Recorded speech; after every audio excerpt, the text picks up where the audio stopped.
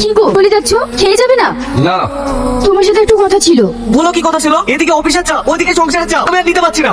তাই বলে তুই না খেয়ে অফিসে যাবি? কি করে খাওয়া বলো? এখন কটা বাজে? টাইম টেবিল সম্বন্ধে কোনো জ্ঞান আছে? ওর খাবার খাওয়ার জন্য আমি বসে থাকবো? আমি বাইরে কোথাও খেয়ে নেবো। তুমি খাবারটা ঠিক টাইম মতো করতে পারো না? এটা মানে না খেয়ে অফিসে গেল? না মা, আপনি জানেন না খাবারের জন্য না ও আমাকে সবসময় এমনই করে। তুমি দেখতে পারি না ওকে তো এমন ছিল না, তাহলে ও কেন এমন করছে? জানি না মা, আমি কিচ্ছু জানি না।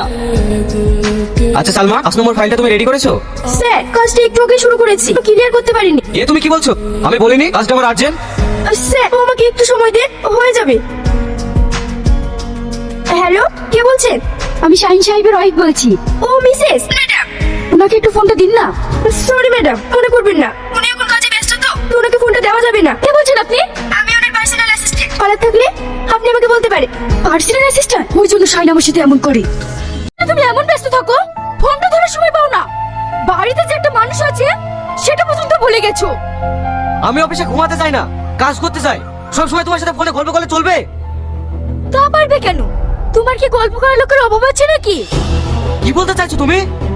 আমি যেটা বলতে চাচ্ছি সেটা তুমি ভালো করে বুঝতে পারছো। এই তোর সবসময় কি নিয়ে ঝামেলা করিস বলতো? মা, অফিসে সারাদিন কাজ করার পর বাড়িতে এসে আবার কিটকিটানি আমার একদম ভালো লাগে না।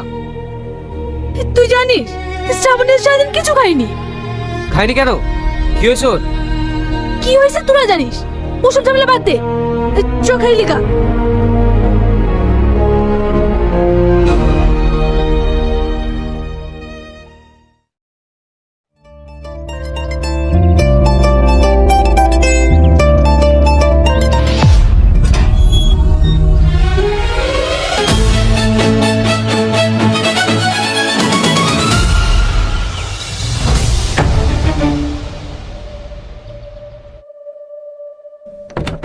স্যার আসবো?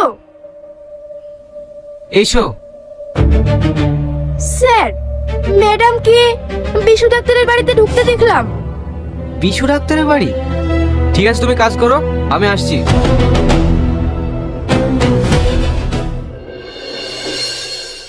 কিরে, শরীরের অবস্থা কি করছিস?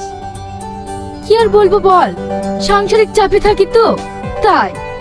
সে তোকে দেখেই বুঝতে পারছি। ঠিক মতো খাওয়া দাওয়া করিস না নিশ্চয়ই? না না, তেমন কিছু না, আমি একটু মানসিক চাপে আছি তো তাই। দাদা বাবু আপনার চা। ঠিক আছে রাখ।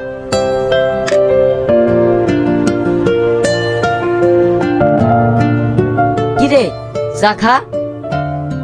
হ্যাঁ হ্যাঁ খাচ্ছি।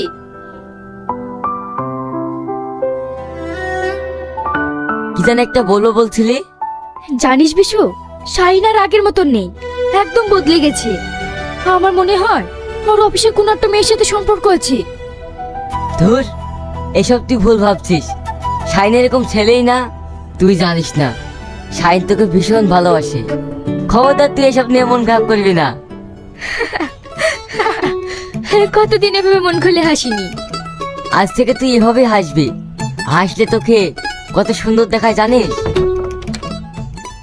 বাহ, এটা বুঝি তোমার শান্তির জায়গা? তুমি কি বলছো? আমি একটু মানসিক চাপে